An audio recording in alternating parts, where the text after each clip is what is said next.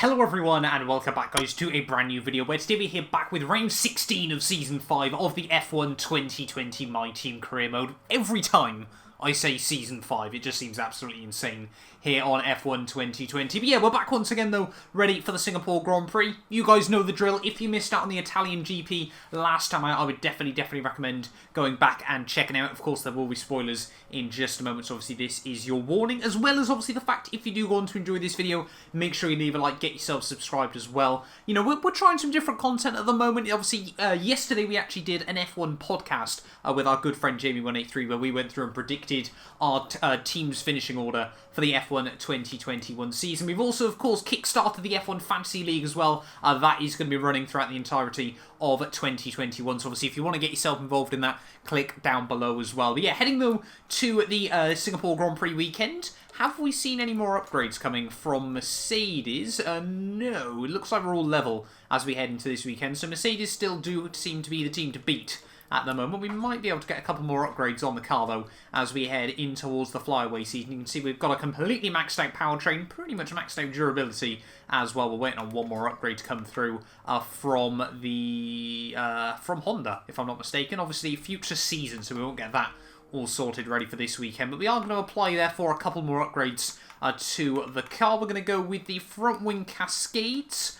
And then we'll also go with one chassis upgrade as well. We'll go with the energy store cells positioning as well. So a couple more upgrades, obviously to try and keep us in line with Mercedes. No, sometimes I get questions from you guys sort of asking why we haven't just completely slapped on all the upgrades while we've got 63,000 R&D points in the bag. I've been trying to do it more sort of realistically. So obviously we put on some upgrades after the summer break and obviously things like that, just so obviously we don't get way ahead of ourselves as well there. But yeah, heading though into this weekend, championship-wise, you can see 90 points now the gap at the top of the standings. We're looking really good with just 7 races to go of the season. But let's dive in then here for the Singapore Grand Prix.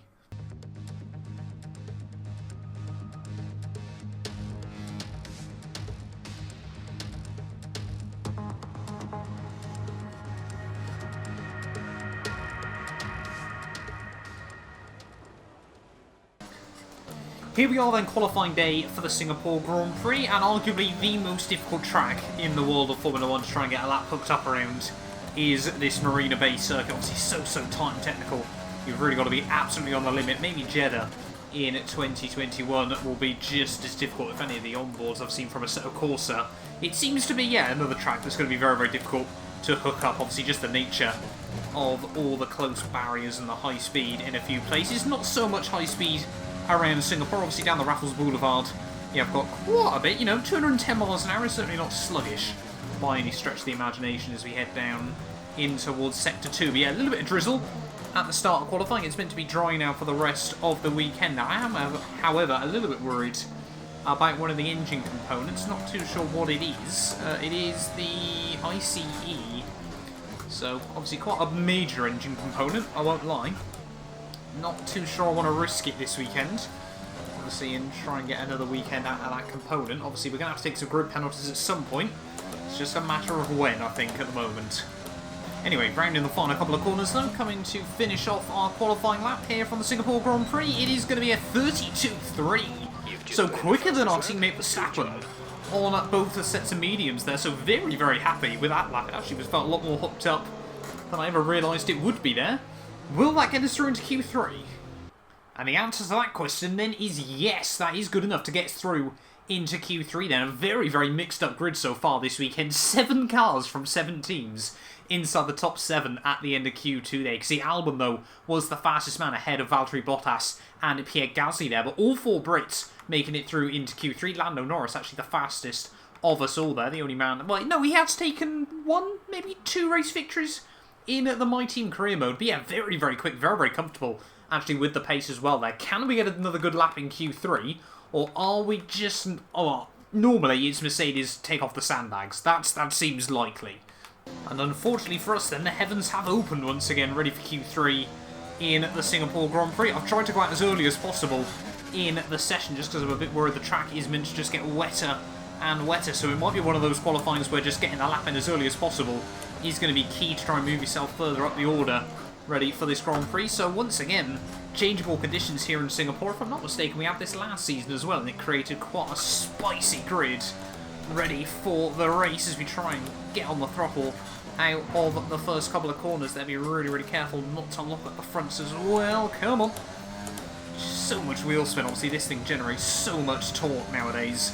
It is really difficult to try and modulate the throttle as best as possible. Down in towards Sector 2, just trying to keep it tidy.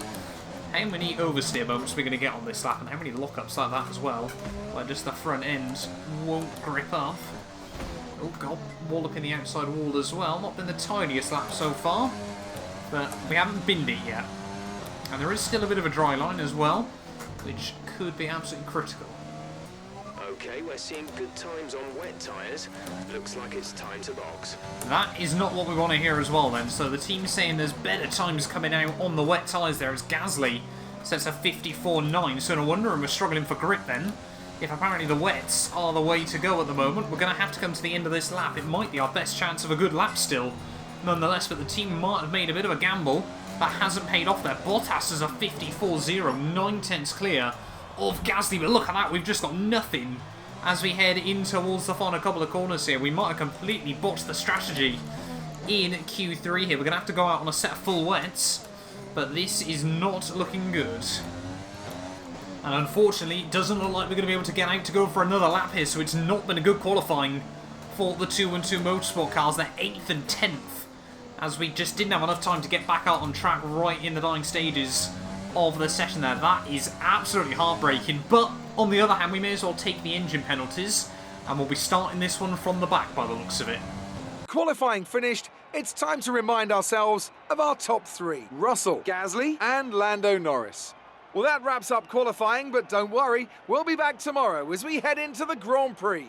Well, there we go then. 6 teams inside the top 6 at the end of qualifying there, but none of those were the 212 Motorsport cars. Verstappen the slowest on the wets. We obviously even further off the pace on the intermediates. But like I said, we're going to put a whole fresh engine in the back of the car, just so we hopefully won't need to worry about penalties between now and the end of the season. It makes sense. Alas, a question mark here from Singapore. I think we might have had to do this before in the past. Hopefully today can be a good day. Against the spectacular backdrop of the Singapore skyline, Formula One returns once again to do battle in what tends to become something of an endurance race, with the notorious sauna-like temperatures in the cockpit making for an extremely physically challenging Grand Prix. It's a 3.1-mile lap here at the Marina Bay Street Circuit, with 47% taken at full throttle. It's hot, humid and bumpy around the 13 lefts and the 10 rights of mostly slow corners, but we should see speeds of up to 200 miles per hour along the Raffles Boulevard. And I'm joined once again by Anthony Davidson to bring you the lowdown for today's race. Let's talk about Mr. Monaco. That was a great win in the last race. Can they keep that momentum going this weekend? It's always nice to come into a Grand Prix weekend on a high, but your expectations are based much more on your practice and qualifying runs. So it's the momentum from those sessions that they'll be hoping to carry into the race today. Before we begin, let's take a quick look at the grid lineup for today's race. George Russell will begin today's event from pole position, and it's Pierre Gasly in P2. Looking down the rest of the grid, we have Norris, Albon, Sergio Perez, and Stroll, Bottas, Hamilton, Verstappen, and Kimi Raikkonen. Fiat, Leclerc, Nicholas Latifi, and Ocon, Sainz, Joe, Antonio Giovinazzi, and Kevin Magnussen. King, De Vries, Matsushita, they've taken a grid penalty, and Mr. Monaco. And now it's time to head down to the track. After your performance last race, it's a big disappointment to be this far back on the grid, but let's see what you can do. I mean, come on, Jeff. You've got to have seen qualifying and 219 grid places, grid penalties worth as well. Have a little bit of tolerance for us, my guy. But here we are then, ready on the grid for the Singapore Grand Prix, a true endurance-style race here on F1 2020. The team is saying the two-stop strategy, soft, medium, soft even, I should say. We should be able to double medium it, though, if I'm not... double soft it even, I should say. But yeah, let's just wait and see. Safety cars are always very, very common around this circuit as well. Obviously, we're a little bit screwed because we are starting, obviously, on those mediums that we did in Q2. So, yeah, we'll wait and see as to how this one goes here today. But we need to be brave, we need to be decisive.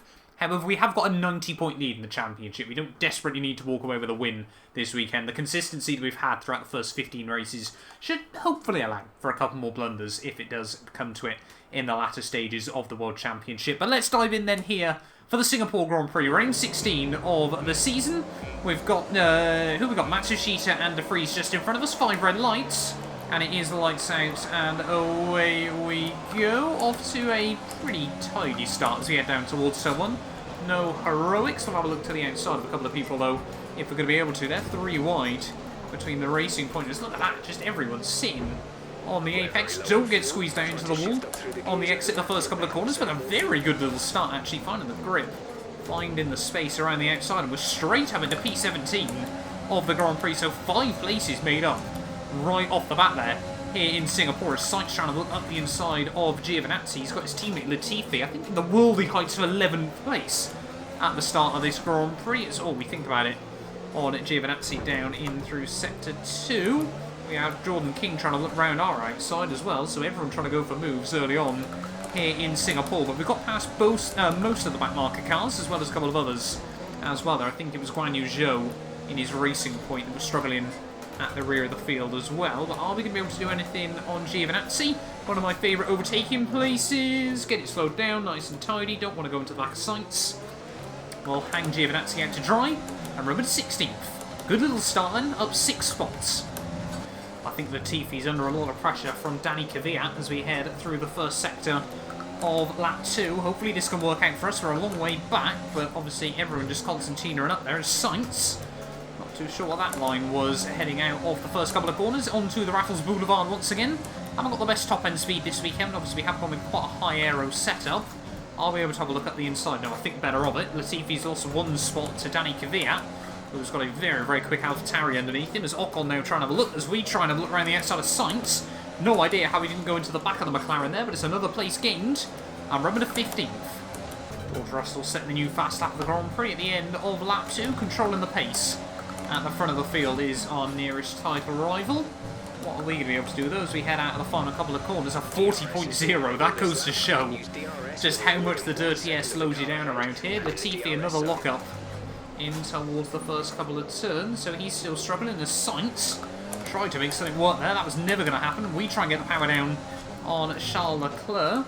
So we're going to try and get a big run out onto the Raffles Boulevard once again. Ferrari power unit, obviously not very strong now with the patch on F1 2020, but we're both gaining on Nicholas Latifi. Charles Leclerc nowhere to go. We go way too deep on the brakes though, and that was never going to work out for us. And that, well, we were lucky not to hit the wall in that moment, but that is going to put us right to the rear of the field once again, and that was not what we needed. Somehow getting away with no front wing damage, but a catastrophic error, as Matsushita apparently is a minute 43 behind us. We've got yellow flags out though in Sector 2, so are we going to potentially see a safety car here very early on? I think it's one of the McLarens dropping to the wayside. It's Lando Norris, and we haven't been given a lifeline then, so a safety car in the Singapore Grand Prix.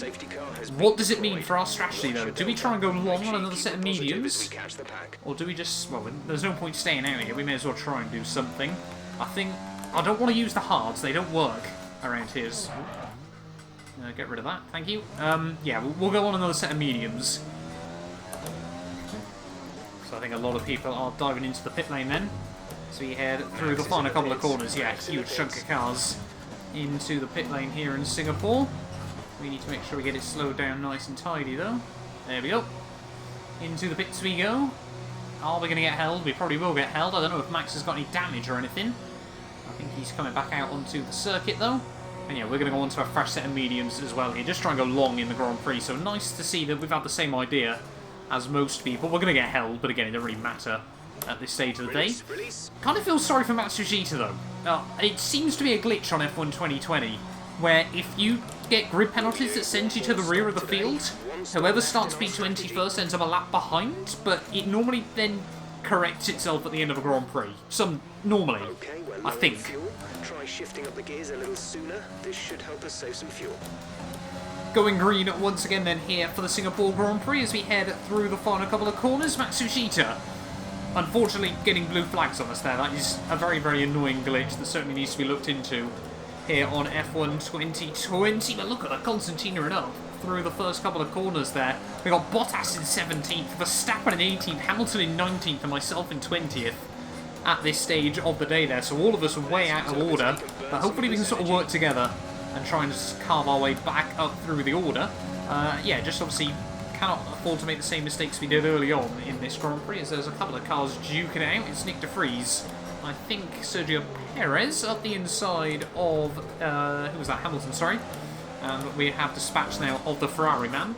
That's always going to be weird, Hamilton in a Ferrari, as they're going almost 3 wide down into what used to be the Singapore Sling. This is getting a little bit scary. Albon, and I think that is Lance Stroll, now trying to dispute the position. Hamilton runs into the back of me on the exit of the corner there as well. So it's all kicking off. Up the inside of Verstappen will go. Try and take a cheeky overtake if we can do so. We have pulled it off, so everyone trying to make moves and trying not to lose places off the restart here. It is George Russell who still is out in the lead of the Grand Prix, but it's all kicking off here in Singapore. It's often been a track that's provided drama on F1 2020, and today is no different. Nick de Vries still going defensive on Albon through the first couple of corners, and like we saw earlier on with Latifi, it's going to mean everyone behind is going to concertina up, so we will go right around the outside of Valtteri Bottas through turn 3 there. He's going to try and come back at me through turn 4. A little bit of contact between myself and the Mercedes, as I thought we got the car fully in front. Stroll's now having a look past the Haas as well there as we head down the Raffles Boulevard. Who's going to come out on top of this one? Nick de Vries just parked it on the exit of the corner, so tried to turn in on me, but we're quite clearly there, buddy. A little bit of an aggressive move, but it is a move that we pulled off nonetheless, and I think we got away without any damage as well there. Yes, we have. But getting feisty off the restart is exactly what we need. We need to get our elbows out of it if we want to continue making forward progress. And if you thought the action was stopping just yet, you will be sorely mistaken as we try to get a good run on Lance Stroll out onto the Raffles Boulevard. The Racing Point still obviously a very, very quick car down the straight, but we are gaining just a little bit on Stroll. He tries to come across me in towards the braking zone, and somehow we get away without any contact in that moment, but a very, very, well, on the limit defensive manoeuvre from Lance Stroll. I guess my move on Nick de Vries. I'm probably not the best person to complain right now. Next up, Albon. Up the inside, thank you very much. If you thought I was going to sit behind the Red Bull for very long, you'd be sorely mistaken once more.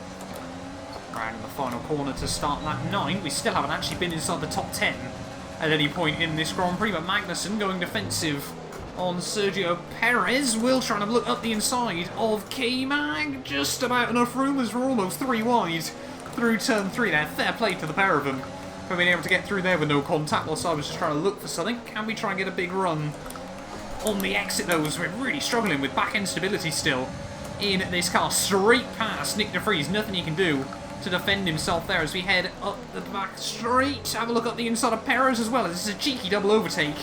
And we are now up at a P12 of the Grand Prix, and it's those sort of decisive moves that we need to keep making if we really want to leapfrog our way up the order.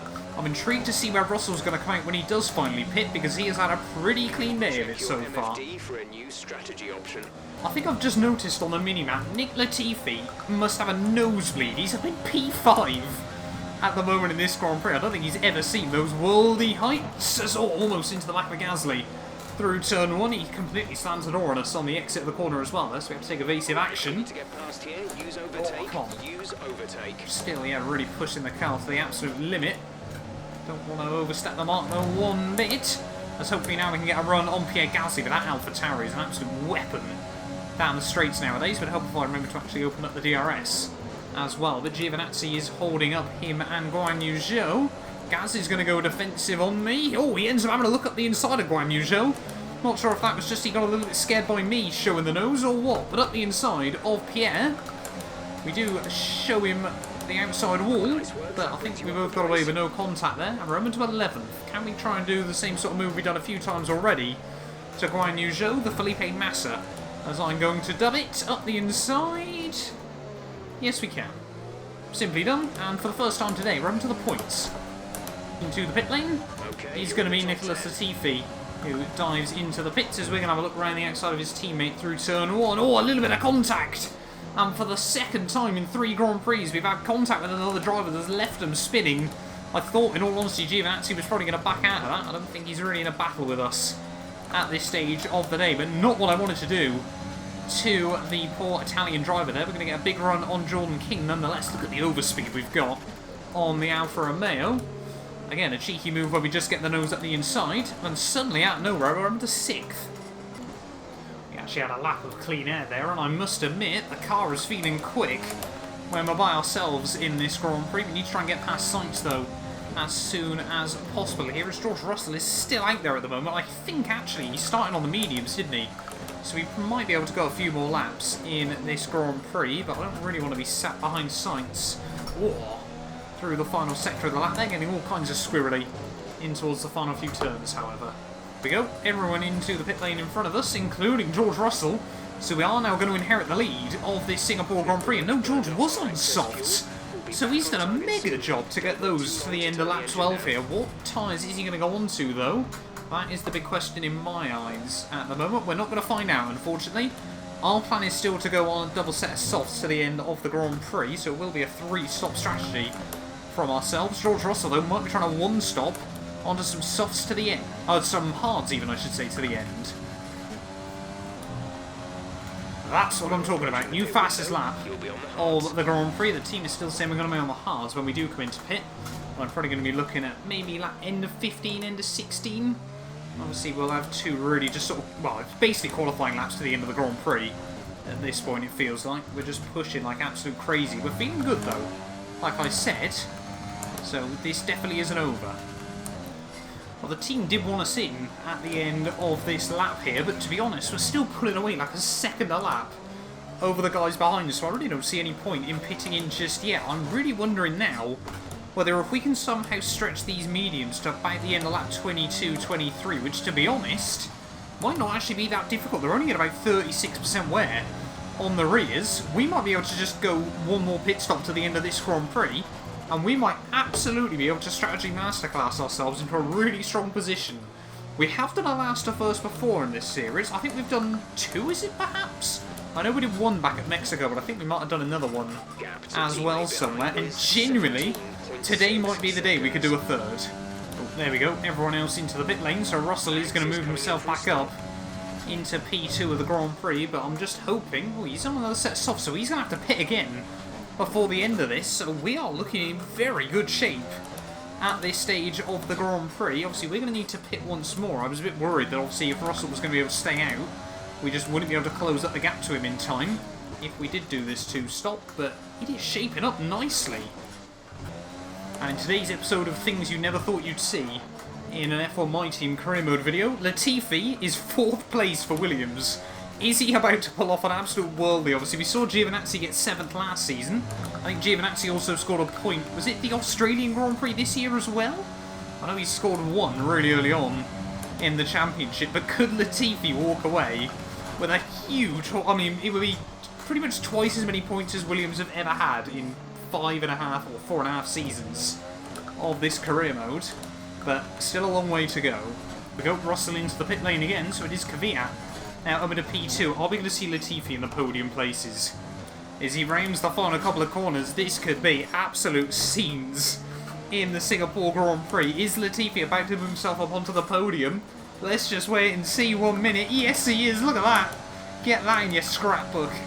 My Team career mode fans, Nicholas Latifi up into 3rd place of the Singapore Grand Prix for Williams. Things you absolutely love to see.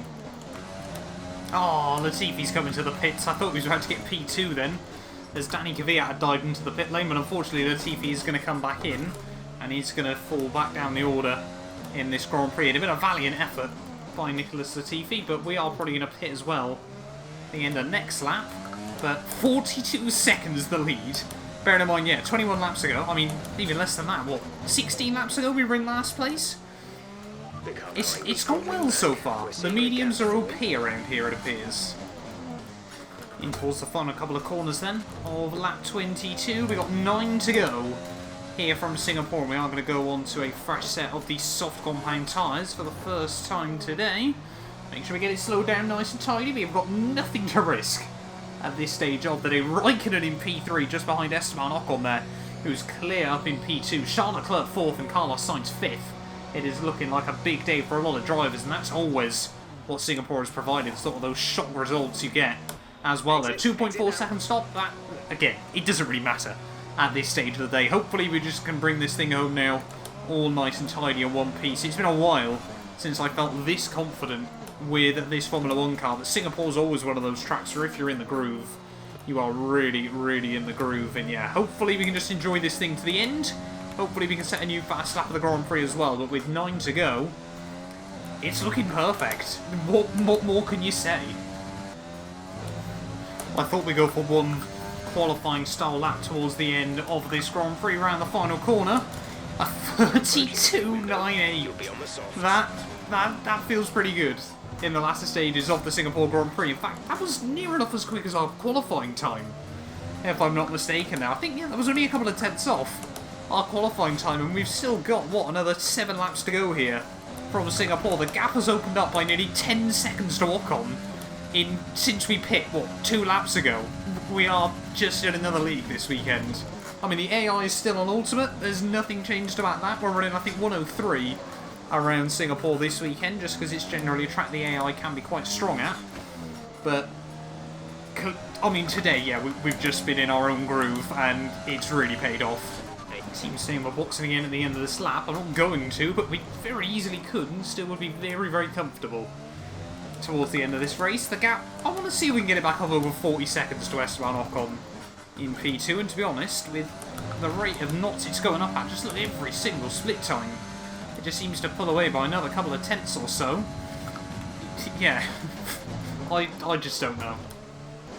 Well, heading on to the final lap then of the Singapore Grand Prix. Sorry, there hasn't been much to show in the latter stages of this race, but I mean, we've just been sat here enjoying the car pulling out close still to 4 seconds a lap over Esteban Ocon and the rest of the field. Yeah, I really don't know how on earth we managed that one. I just don't get. I think we're the only car on track to have not used the hards today, and I don't get why everyone else opted for them. They just don't work around here. We've known that for years now, but still, the rest of the field, they're making that critical mistake. I mean, we got lucky on the strategy anyway. Don't get me wrong, that second set of mediums went way longer than I ever expected them to as well. But rounding the final few corners of the Singapore Grand Prix, Sergio Perez might be the only man to have won a Grand Prix after finishing lap 1 in last place there. But as we head through, we were last on 2 separate occasions. After that early mistake, I thought maybe we can just scrape some points together. Mercedes, surely after yesterday, knew this would be a great chance for them to take a huge chunk out of me. But we come through from last on the grid to win the Singapore Grand Prix. Superb driving. That's the race win.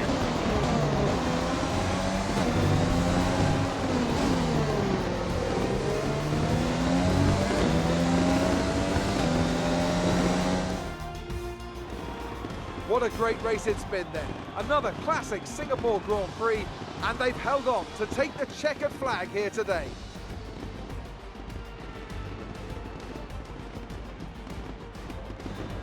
Tell me, Ant, how do you think they were able to deliver such an incredible result today? Well, the safety car completely changed the race, didn't it? It's hard to say exactly what would have happened without it, but there's no question that they came out of that situation in a good position. Well, I'm thoroughly exhausted after the excitement of that race, but I'm sure it's nothing compared to our drivers here. They've worked hard to make it up there, and it's great to see them make their way out onto the podium.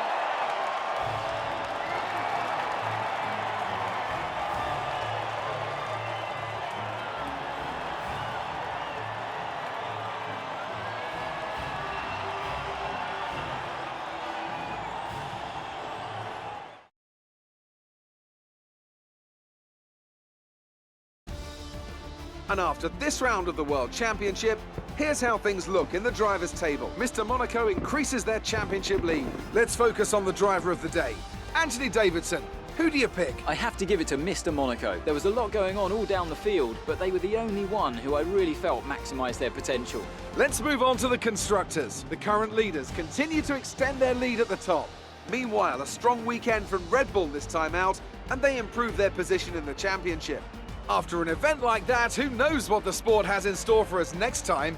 Be sure to join us again as we continue to bring you the latest excitement in Formula 1.